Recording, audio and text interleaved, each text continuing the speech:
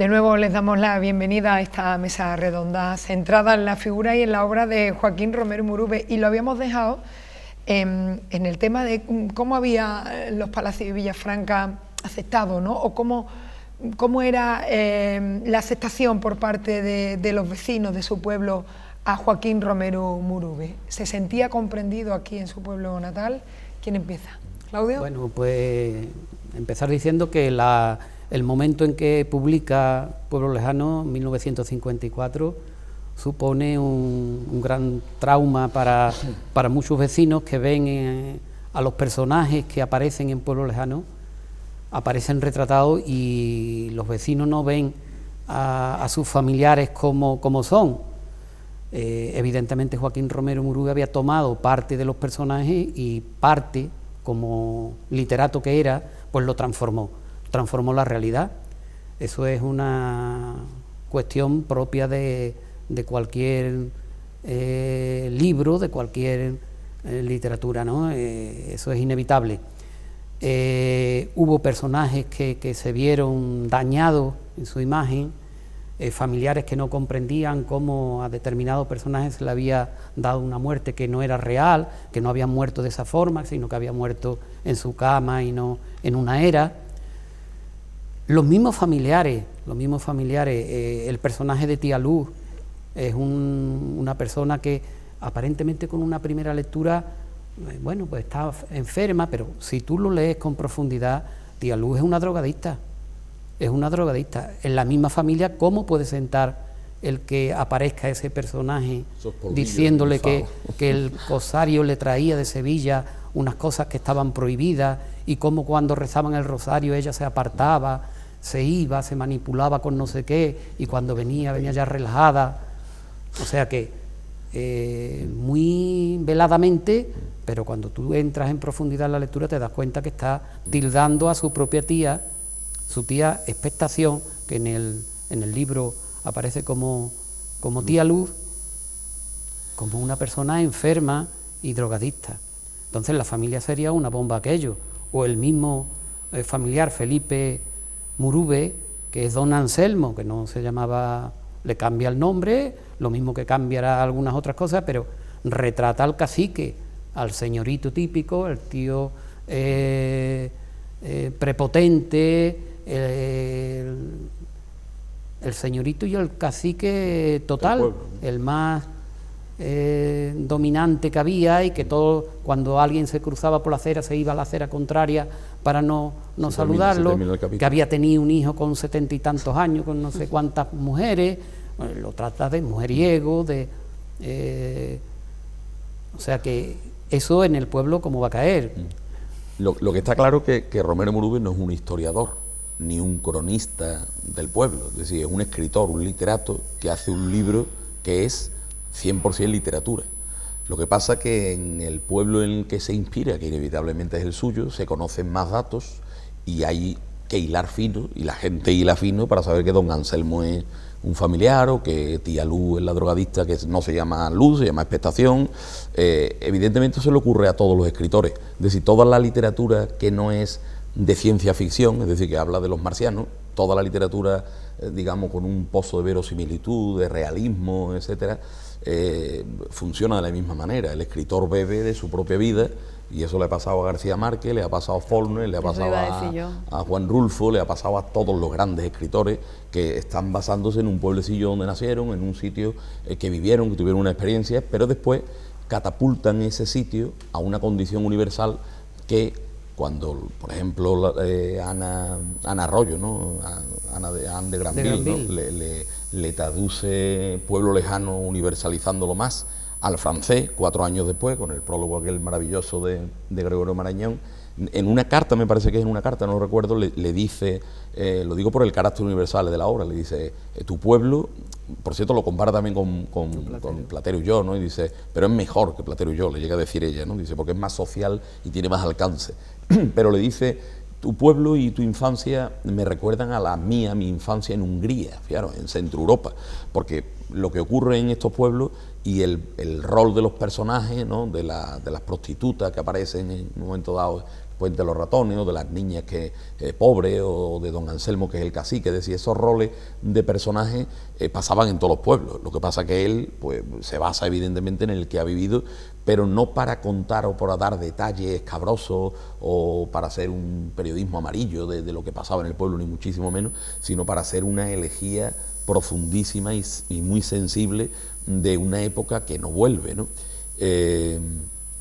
Y claro, el libro no cae bien porque el análisis que se hace desde los palacios en el año 50, 60, incluso mucho después, ¿no?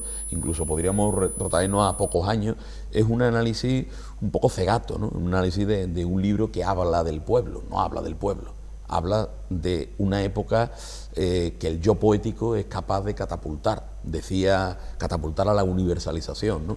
Más allá de que se base o no se base, más o menos, como decía Claudio, en algunos aspectos más reales, otros menos reales, ¿no? Yo recuerdo que le hice una entrevista precisamente para la revista El Soberano, que le dedica un número, como se ve ahí, a Romero Murube. En un momento dado le hice una entrevista a nuestro queridísimo Miguel Roldán, que además lo había conocido, incluso me cuenta que el manuscrito de Pueblo Lejano lo deja en su casa y se lo da para que lo vea y tal. Yo le pregunté esto que estamos aquí debatiendo, le pregunté, oye, Pueblo Lejano no fue comprendido en los palacios, y él inmediatamente me contestó, claro que fue comprendido.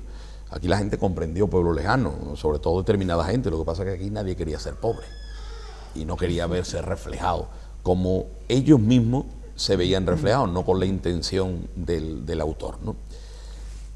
Yo quiero decir también, perdona, Sí. Emilio, una anécdota para terminar con esto, muy corta, cómo él también hace su propia censura, porque no Sí, publica quita. todos los libros, todos los capítulos que tiene. Hay el capítulo de los médicos, que ya lo publicamos En la que se hizo en el suplemento que se le hizo a la obra poética. Hay un capítulo que es los médicos, porque también trata de otro familiar, porque uno de los médicos estaba relacionado, entroncado con la familia, y me imagino que a última hora, para no tener más problemas, quitó ese capítulo. Así que ya que sabemos que próximamente va a haber una reedición de Pueblo Lejano, sería el momento idóneo para recuperar ese capítulo. Es que yo creo que esa postura que coge Joaquín Romero Murube, ¿no?, cuando coge Pueblo Lejano, es lo que lo hace, es lo que dice Álvaro, es lo que lo hace escritor. Es decir, si no hubiera sido un mero cronista que se hubiera dedicado a redactar anécdotas del pueblo, ¿no? Locales, bueno. Eso es lo que hablábamos, ¿no?, de ese sevillanismo de aquella época que trasciende, que en Joaquín Romero Murube trasciende. Él transforma la obra. Es decir, es imposible escribir, ¿no?, sin tu bagaje, sin tu mochila, ¿no?, que dicen de todo lo que has vivido, de lo que has visto. Pero lo que está claro es que si Joaquín Romero Murube se hubiera quedado en la mera crónica, no estaríamos hablando, ¿no?, de este Joaquín Romero Murube universal. Joaquín Romero Murube coge la materia y, como decía Benito Pérez Galdós, ¿no?, la realidad como materia novelable, ¿no?, que es ese discurso que da cuando ingresa en la RAE. Él utiliza la realidad como materia novelable, lo mismo que hizo Benito Pérez Galdós, porque si no estaríamos hablando a lo mejor de un realismo, del mismo realismo de Juanita la Larga, no, pero Pueblo Lejano no es eso. Pueblo Lejano es una narrativa mucho más compleja y con unas realidades mucho más complejas, y una transformación, ¿no?, de la realidad, y una realidad totalmente novelada. Sí, se parece, Pueblo Lejano sí se parece, de hecho, una obra que siempre hay cierta inercia a compararla con Platero y yo. Yo creo que se parece mucho más a Ocnos de Cernuda que a Platero y yo. Yo creo que se parece más en la intención literaria e incluso en la forma de los capítulos y en la visión del yo que está ahí desdoblado en el adulto que recuerda y en el adulto que se hace niño para vivir desde la niñez imaginada lo que luego como adulto es capaz de traducir con palabras ya mucho más maduras. Se parece mucho más a Osno, ¿no?, de Cernuda. Y una característica también de Pueblo Lejano en esa universalización es que ni siquiera aparece, creo que al principio aparece lo del escudo cuando dice Villafranca de la Marisma o Villafranca y los palacios y tal. En el resto no hay una insistencia ni mucho menos en que sea este pueblo o otro, ¿no? Y si hay una característica sentimental en todo el libro, desde la primera página hasta la última, es la compasión. Es decir, un sentimiento tan hoy a lo mejor denostado o pasado de moda, ¿no?, la compasión. Es decir, ese narrador que a rato es adulto y a rato es niño, o a rato es adulto transformado en niño recordador, el tratamiento que tiene de todos los personajes, incluso de los personajes, digamos, entre comillas, malos o antagonistas un poco, porque no tienen un papel muy solidario con los otros personajes y tal, es un tratamiento de una comprensión profunda del lugar que le ha tocado o de la función que le ha tocado en el mundo, y de compasión por esos personajes, y de compasión sobre todo por sí mismo. Es decir, ese yo que habla en toda la obra se da lástima a sí mismo de alguna manera, tiene cierta compasión de sí mismo y de todos los personajes aquellos que componían un mosaico de una época que no va a volver, y por eso el pueblo lejano es una elegía, pero también es una autoelegía. Es decir, es un llanto por una época que no va a volver, por unos personajes que configuraban un mundo ya extinguido, como le decía, por cierto, Ana Arroyo también en aquella carta, y por una vida que es muy homologable, ¿no?, a esa letra de Rocío Jurado cuando cantaba aquello de ¿qué daría yo por empezar de nuevo? ¿No? Ese sentimiento de que no daría yo por empezar de nuevo y volver a esas calles de mi infancia, etcétera, y como no puedo volver, construyo una obra literaria que es capaz de vivificar para siempre. Es que yo creo que eso, tiempo, Álvaro, ¿no?, le da una magnitud psicológica a la figura de Joaquín Romero Murube, no porque dice, ya no es una mirada compasiva solo a esos personajes, sino a su propio yo, ¿no? ¿Cuántas veces, ¿no?, nos planteamos, tenemos recuerdos de niño, ¿no?, y nos vemos en situaciones y sentimos pena, ¿no?, porque decimos, qué mal pasó ese niño, yo hecho niño. Y ahora mismo desde entonces, ¿no?, tenemos como ganas de abrazar a ese niño, ¿no?, y poder consolarlo desde una mirada adulta. Pues yo creo que esa es la magnitud psicológica de Pueblo Lejano, ¿no?, como él revierte esa mirada hacia su yo infante y es capaz de, digamos, de volver a consolarlo, de volver a analizarlo desde ya una mirada adulta. Por eso la obra es una especie de compromiso del escritor con la gente, ¿no? Hay una especie de compromiso con las cosas y con todo lo que le rodea. Si analizamos un poquito, y tú que conoces mucho más la faceta periodística que yo, tú sabes muy bien cómo él desde el principio empieza a comprometerse con Sevilla, con una serie de problemas que aparecen. Empieza con la cohorta del río, en el año 20 y tanto a escribir, porque él pensaba que el río de Sevilla era una fuente económica importante para la ciudad y lo querían cegar, y Sevilla, él veía que Sevilla se quedaba sin río. Entonces empieza una lucha ahí y tiene el compromiso de que Sevilla no pierda esa pujanza económica, portuaria, deportiva que le ofrece, o de paseo, que ofrece el río, ¿no? Hay un compromiso primero en los artículos que hay, que son críticos de cine y demás, que son más livianos, pero después se va comprometiendo poco a poco, y los últimos artículos de la década de los 60 son terroríficos, ¿no? El 27 o el 29 hay uno que se llama Sevilla y el río, ¿no? Ese es al que tú te refieres. Y de vueltas con el río una y otra vez. Entonces hay un compromiso con todo lo que le rodea, su pueblo, Sevilla, el urbanismo, la cultura, incluso cosas tipo urbano. Por ejemplo, le molesta o le preocupa la subida de los ruidos en la ciudad, o le preocupa, y también al hilo de lo que decía Álvaro, esa conciencia social que él tenía, y veía que en los parques no había espacio para los niños, que era un espacio que le estaban quitando todas las opciones a los niños de que en los parques, porque no se podía pisar el césped, porque los compases, exactamente. Esa preocupación social que él tiene por temas que ahora mismo lo vemos muy corriente, pero ¿quién concebía en los años 20, 30 o 40 que en la ciudad se iba a hacer un parque infantil? Bueno, pues él lo presagiaba ya y lo denunciaba. Emilio. No, yo simplemente insistí en esa figura de Joaquín como vinculado a la ciudad y de adelantarse mucho a su tiempo. Hay que tener en cuenta que Joaquín fue concejal de Sevilla, sí, del Ayuntamiento de Sevilla en los años 42, 43. ¿Qué da el pregón? El 44 dio el pregón. Pues en esos años, cuando dio el pregón ya no era concejal. Joaquín proyectó el traslado de la feria de Sevilla a los Remedios.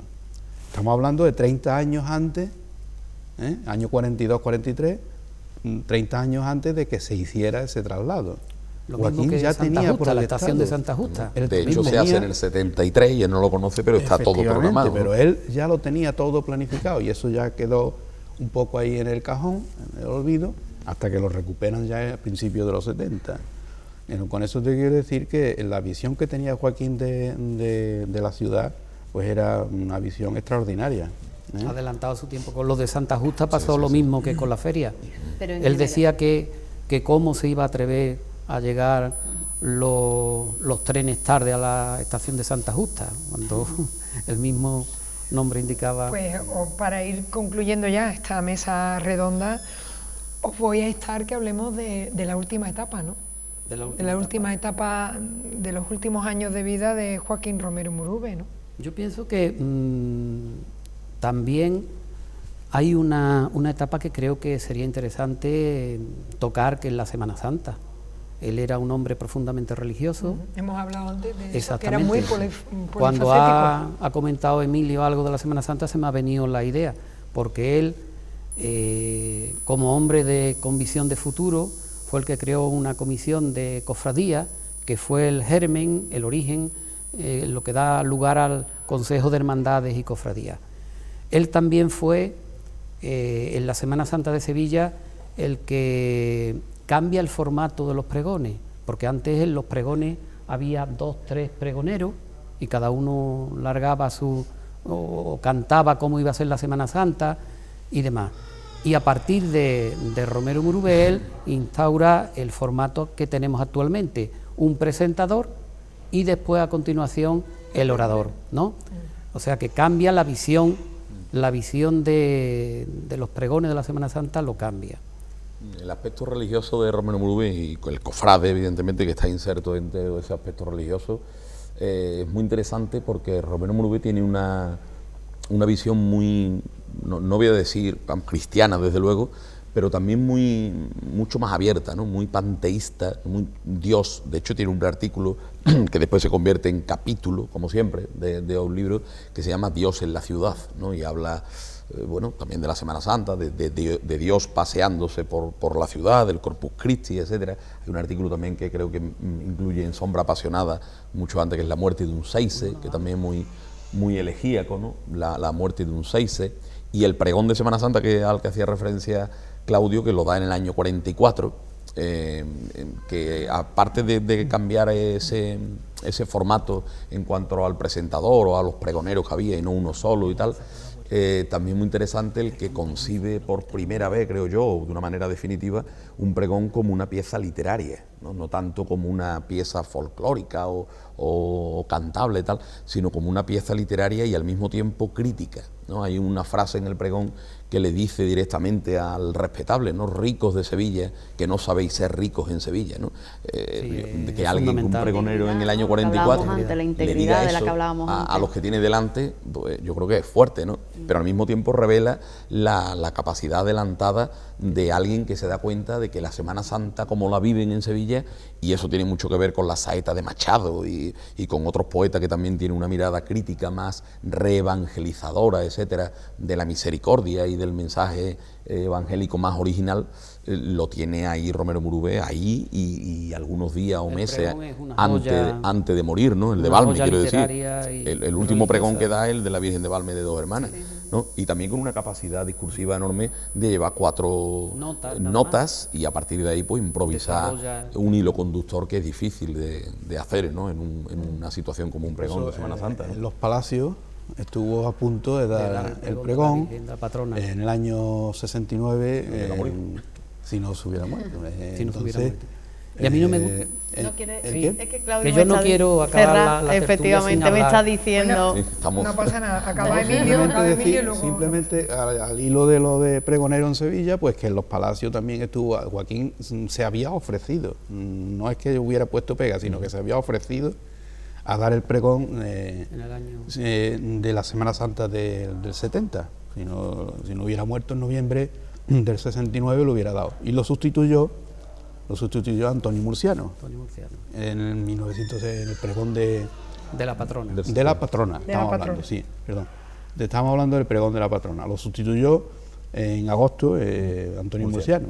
Pero quiero decir que Joaquín también tenía su interés por ser pregonero en los palacios, que fuera de la patrona. Porque volvemos a traer a Joaquín Romero Muruve al Ya lo pueblo. que decía Claudio, no puede olvidarse, ¿no? ¿Verdad? La Noria, que no podíamos en la dejar última etapa ya. terminar sin hablar de la huerta y que de vuelve la a Noria. los palacios, ¿verdad? Claro, la huerta de la La Noria, vuelta- lo íbamos a la plantear huerta de la como Noria. su finca para retiro, Efectivamente, pensar, crear. efectivamente. En las imágenes que aparecen en el documental este de Paco Roble, donde se recuperan imágenes de un tomavista de Romero Muruve, es muy rico el documental, es buenísimo, y hay que felicitar a Paco Roble y al equipo con el que ha trabajado, porque tiene una importancia tremenda. Yo creo que aquí también en los palacios deberíamos de verlo. Por lo visto se ha adaptado, ¿no? Las Sí, grabaciones en 8 grabaciones, milímetros tanto a los formatos audios como actuales. las el artículo de imágenes. Julio Mayo en el ABC. Coloreado. Y hay unas imágenes impresionantes de la huerta. Hay unas imágenes donde se ve pasear El estanque, las arcadas, las columnas, se ve todo eso. Pero después, cuando tú ves las imágenes actuales de la huerta y ves los techos ya que no sé si eran en aquel tiempo bovedilla o qué era, pero se ven los agujeros en el techo y el estanque totalmente seco, las frondas aquellas que hay ya desérticas, ¿no?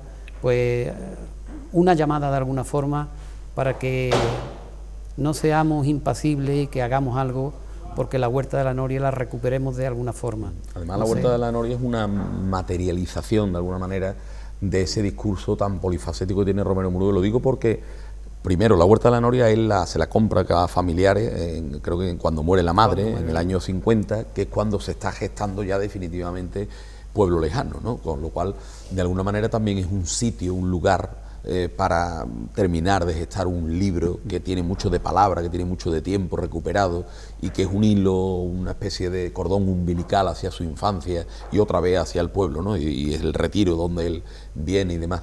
Pero además también muchos críticos y gente que ha escrito sobre Romero Muruve califica con razón, ¿no? La huerta de la Noria como su pequeño alcázar, ¿no? Metafóricamente y tal, pero su pequeño alcázar, porque también hay que ver los jardines del alcázar, que es una faceta interesantísima de Romero Muruve, que quizás por cuestiones de tiempo no nos ha dado tiempo a tratar, es su faceta de jardinero, ¿no? Y de cuidador y de creador y de potenciador de los jardines, ¿no? Yo tengo un compañero este año en el instituto que ha trabajado mucho en el alcázar y tal, y me recordaba cómo estaba desde el punto de vista floral y arbóreo y tal el alcázar antes de Joaquín y cómo lo dejó Joaquín, ¿no? Después de haber pasado por ahí. Y es una figura tan polifacética, la de Joaquín, jardinero, preocupado por el patrimonio, por la historia, por lo social, por el compromiso, por la literatura, por el periodismo, por la música, por la religión, por la Semana Santa. Es decir, podíamos hacer, antes de llegar al etcétera, pues multitud de disciplinas. Y precisamente en mi instituto, en el Almudeine, en el Instituto Almudeine, vamos a hacer este año, para el Día de las Letras, una conferencia coral con un montón de alumnos de todas las edades, 50 o 60 o 70 alumnos, haciendo, bueno, a manera de coro y por turno, una conferencia donde van a participar todos los departamentos, porque todos los departamentos tienen facilidad, y eso lo propicia el propio Joaquín, para hablar de una faceta que tiene que ver con la biología, en el caso de los árboles o de las flores, con las matemáticas, en el caso de la geometría, los azulejos, etcétera, o incluso en algo que parece la religión, la música, etcétera, es evidente, ¿no? O la literatura, por supuesto, pero incluso en algo que parece que es más raro, como es la física y química. Lo estoy diciendo porque de aquellos artículos que incluye después el Lejos y en la mano, había uno que se llamaba La Carta de las Vitaminas, otra vez el adelantado, ¿no? Ahora vemos en todos los bares los alérgenos,